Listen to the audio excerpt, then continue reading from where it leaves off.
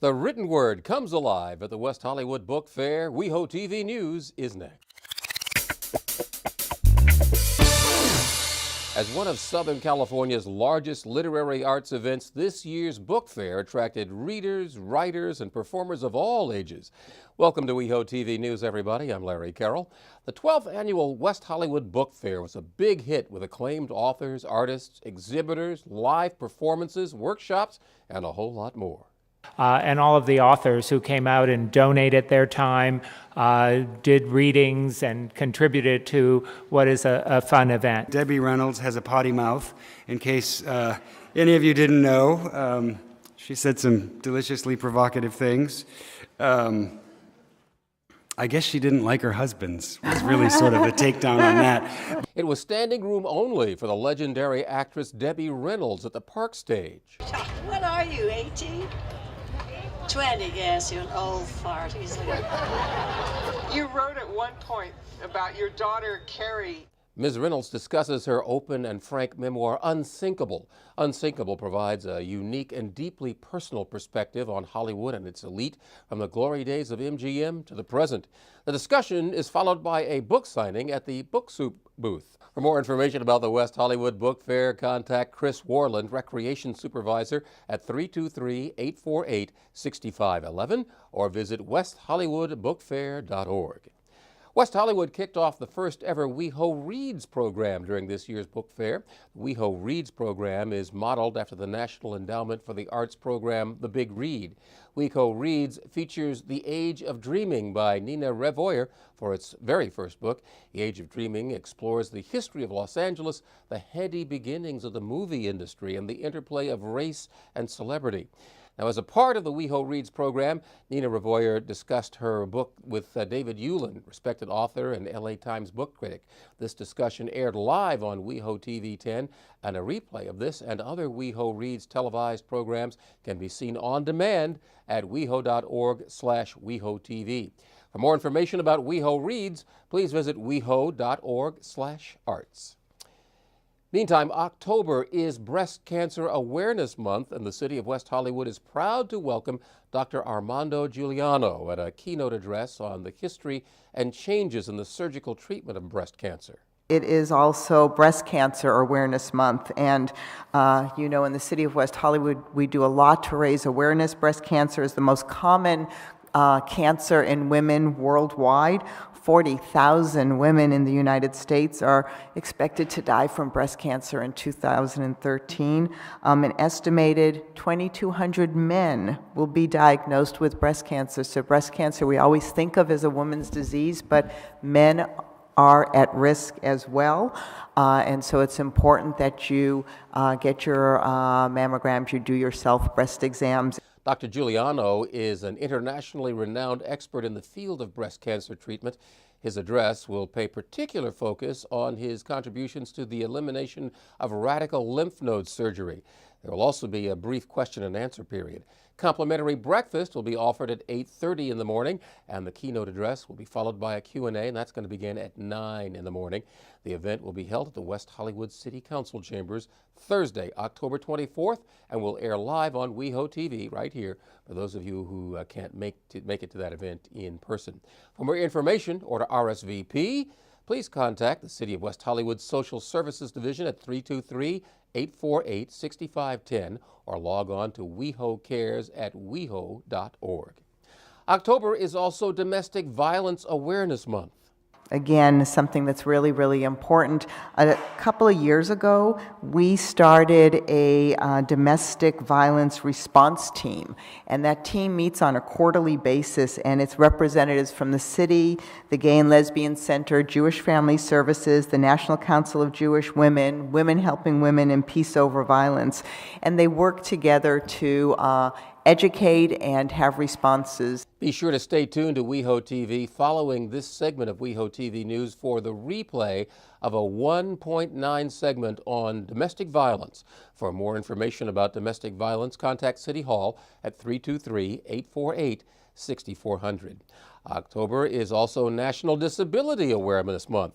Held each October, the National Disability Employment Awareness Month is a national campaign that raises awareness about disability employment issues and celebrates the many and varied contributions of America's workers with disabilities. The theme for 2013 is Because We Are Equal to the Task. This month is Disability Awareness Month, and I'm glad that Jim and Yola talked about some of the activities that are taking place this month. It's a great opportunity to celebrate people with different abilities and to recognize all the contributions that all the people here in the city make. For more information, please contact the City of West Hollywood's Social Services Division at 323-848-6510. City of West Hollywood recently debuted InfoMap. Now, InfoMap is an online interactive map that allows residents to find information about construction and permitting projects that are planned or underway across the city.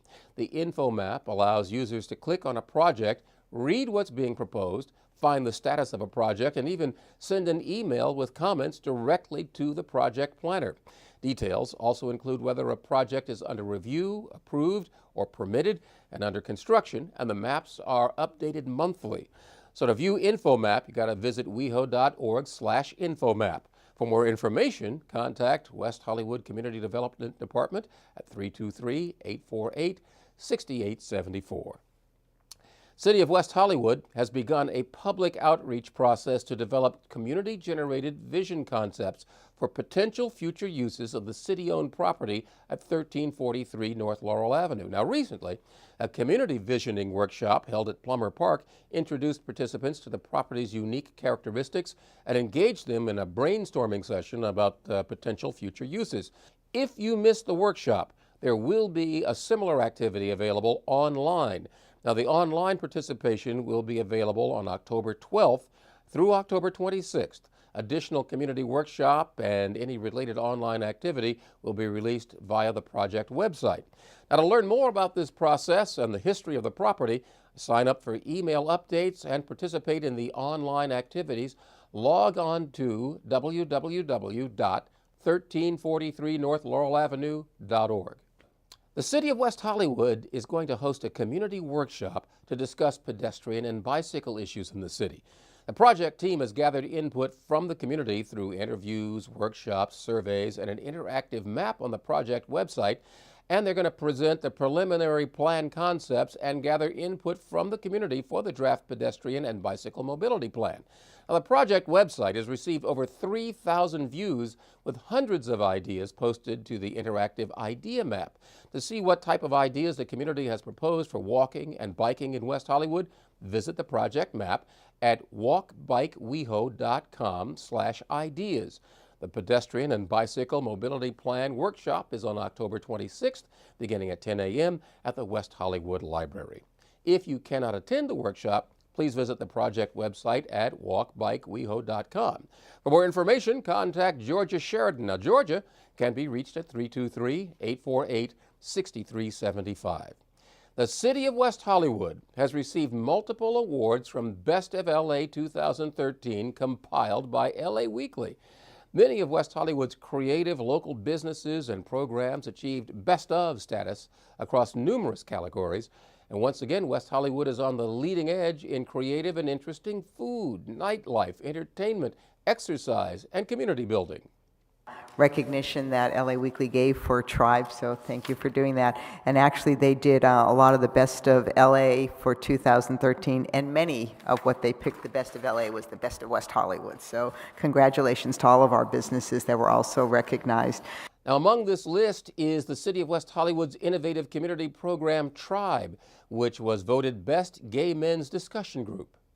Currently, our Tribe Facebook page has over 800 members, a vast majority of whom live in West Hollywood, and it really has been the kind of thing that people have been drawn to as a way to talk about where our city is headed and how to move it in that direction.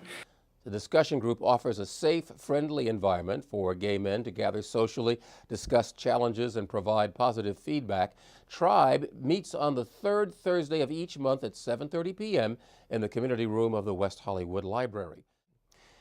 At their recent meeting, the City Council presented a proclamation and keys to the city to Chris Richey and Scott McPherson, who are here locally and who co-founded the Stigma Project in January of 2012.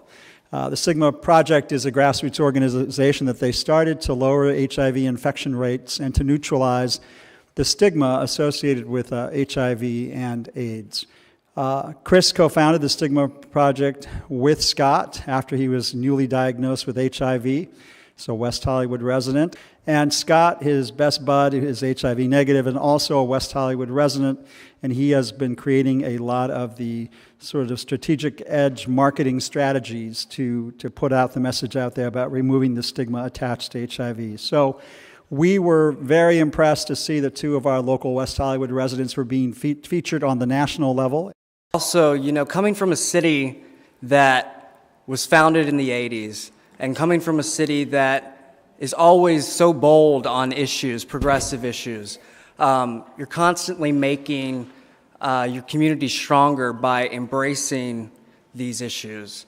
And really, this just means so much. I'm coming up on 3 years in a week or so of living with HIV. And I found out right there at the Millions of Milkshakes. So the city has a special place in my heart because of the great people that are here and the great community that has been fostered here to embrace people like me. This is a city that was kind of founded on just people being different, and I think that this is a great way to continue that tradition and to hopefully always, help those who are different and let them know that they're not alone. For more information on the Stigma Project, contact Ian Owens, deputy to Councilmember John Duran. Ian can be reached at 323-848-6460. City of West Hollywood once again hosted AIDS Walk Los Angeles. The 2013 AIDS Walk Los Angeles began at the intersection of San Vicente Boulevard and Santa Monica Boulevard in West Hollywood. Money raised by AWLA benefits AIDS service organizations across Los Angeles County. Now, last year's event raised nearly $3 million in support of AIDS Project Los Angeles and other AIDS service organizations. For more information on AIDS Walk Los Angeles, visit aidswalk.net or call 213-201-9255. Halloween is right around the corner, and we're going to tell you all about it when we return right after this short break. West Hollywood has begun a public outreach process to develop community-generated vision concepts for potential future uses of the city-owned property at 1343 North Laurel Avenue. The purpose of the community visioning process is to provide West Hollywood residents and stakeholders with an opportunity to learn about the property and how it might best support local needs. To learn more about this process and the history of the property, to sign up for email updates, and to participate in the online activities, log on to www.1343inlaurelave.org. That's www.1343inlaurelave.org.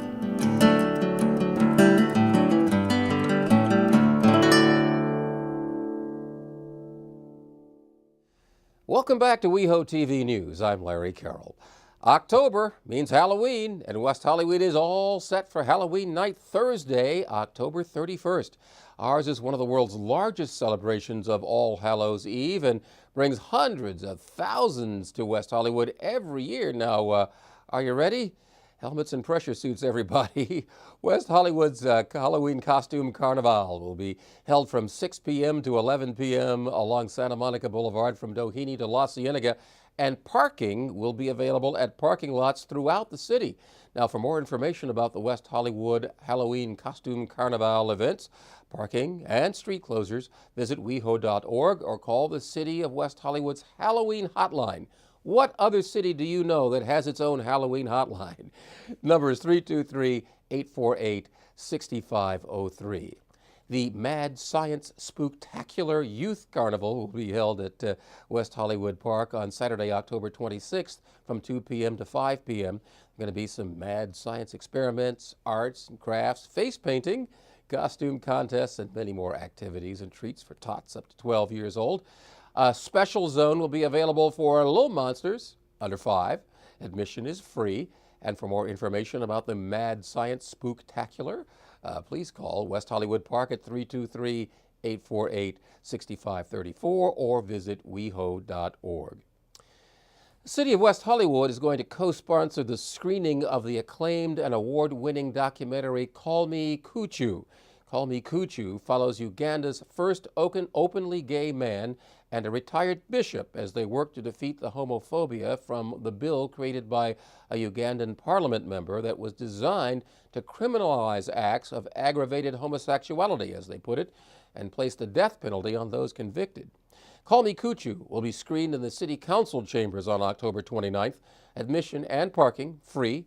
For more information, log on to WehoTV.org or contact Fran Solomon, Deputy Council Member to John Heilman. Fran can be reached at 323-848-6460. The City of West Hollywood, through its Arts and Cultural Affairs Commission, presents a photographic exhibition entitled Rock and Roll Billboards of the Sunset Strip by photographer Robert Landau.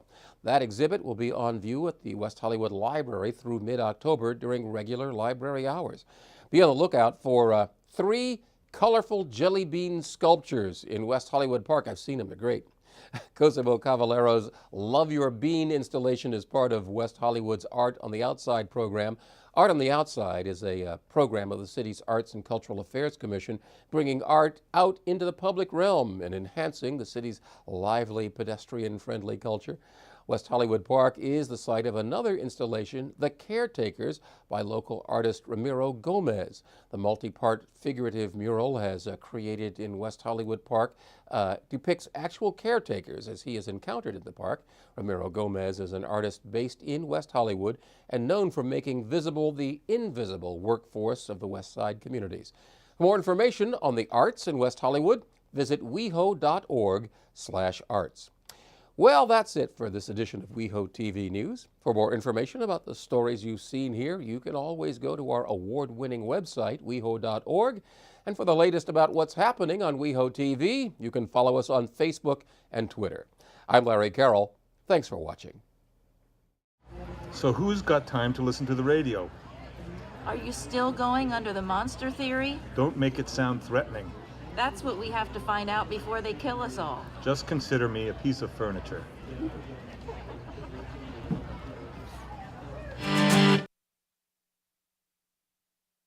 We want to do a different kind of 1.9 segment for you, a segment about one of the 3 most challenging health crises facing our city, a health crisis that affects all aspects, all parts of the community, gay, Russian, lesbian, straight.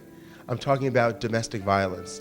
We wanted to find out what the community and what the city are doing about domestic violence. So we spoke with Richard Ryan from West Hollywood City Hall and Susan Holt from the Gay and Lesbian Center. Is there quantitative research about the incidence of domestic abuse and violence in the community?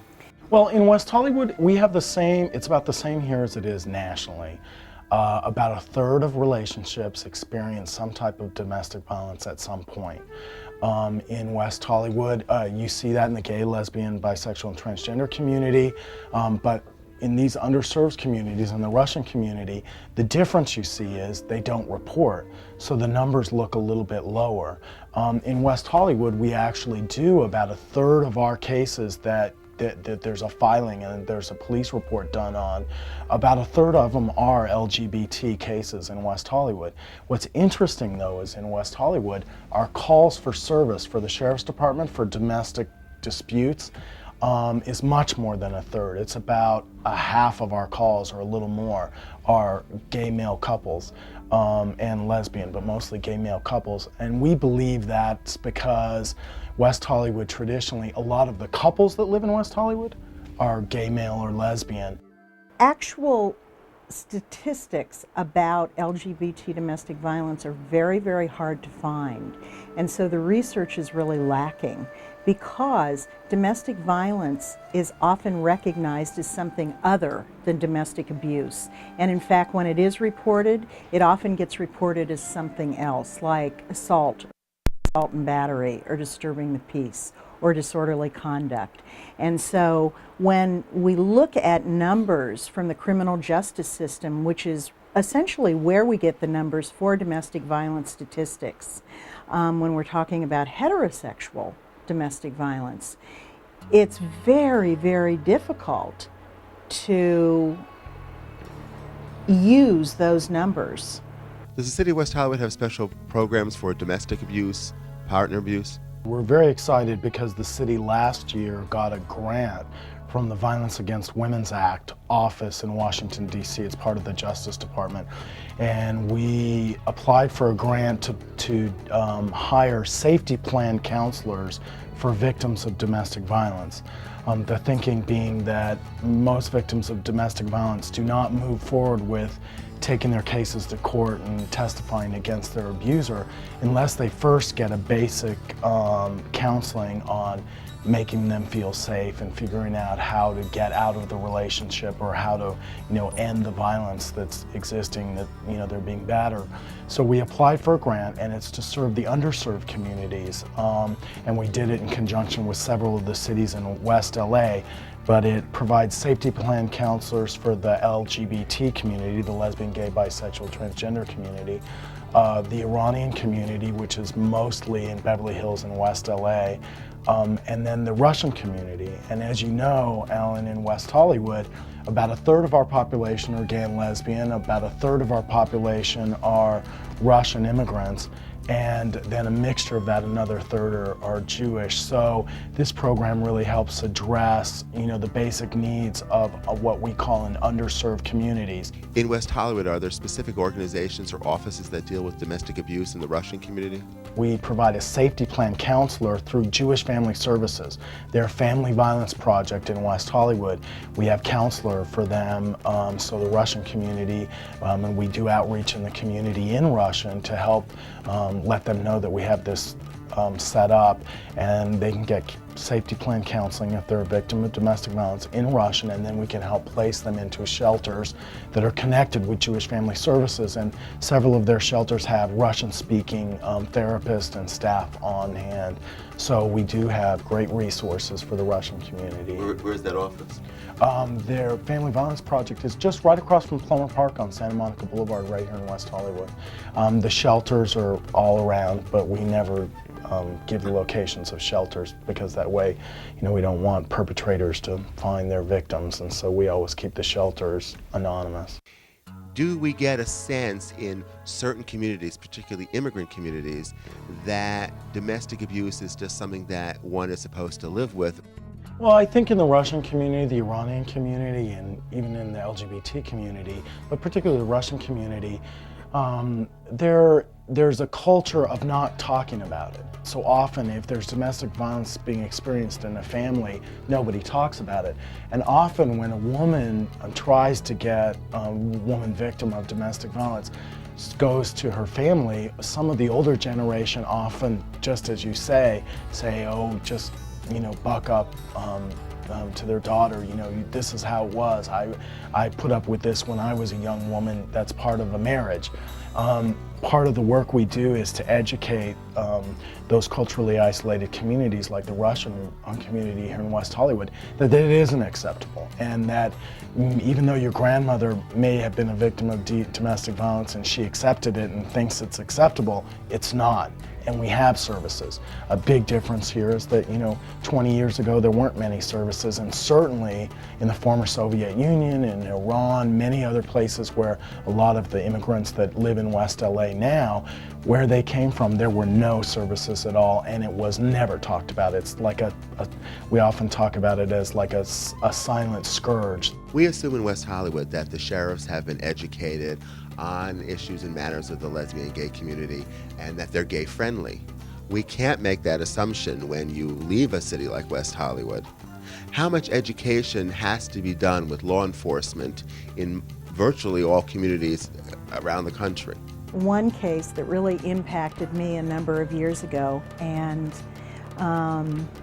essentially sparked my interest in working in the field of domestic violence. We had a client who came down to Los Angeles from a very small community in Northern California. He came to Los Angeles in an attempt to escape his abuser.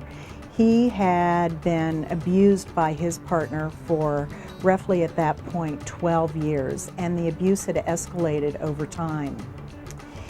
During one argument, neighbors called the police. When the police came out, what they did was, because the client, who was not the primary aggressor, happened to be the larger of the two men, they arrested him.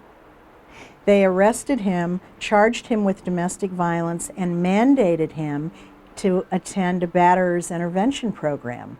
When he tried to find a batterer's intervention program, he could only find heterosexual programs.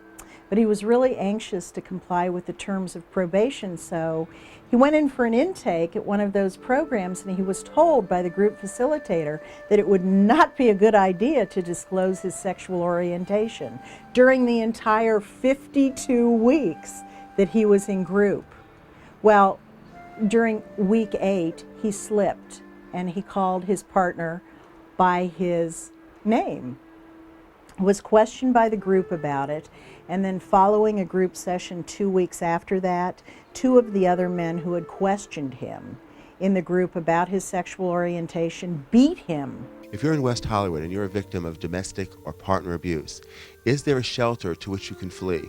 The city works with many shelters in the West Los Angeles area, some of them very close to West Hollywood.